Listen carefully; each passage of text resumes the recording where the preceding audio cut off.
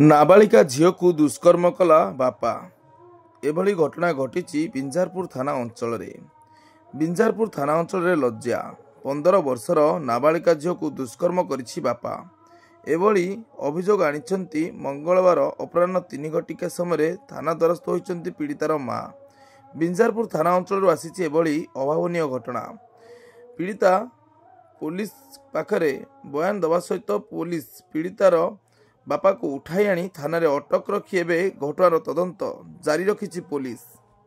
सब जदी घर रही पैसा न देने घर रही घर मरा धरा करी बाहर कर दियंती। मु ए 7 दिन हैला मो मामू घर पळे जायछि। मो झिया सहित दुष्कर्म करछन जोर जबरदस्त। बापा 3-4 थर मु जो 7 दिन पळेनी से 3-4 थर ता सहित खराब काम करछन। मो झिया को धमके की कहजंती जे जदी जहा घर कहबो तो सानो भाई भौणी की मार देमी तो मां को तते विष देगी मार देमी। आ कहा घर कहबुनी। मो झिया छोट छुआटे डरी से कहा घर कहनी मारी की विदा कर देला। मते 3 दिन हेलानी मु जेतल मो मामू घर आसिली 3 दिन हेलानी मते घर पुरेलानी।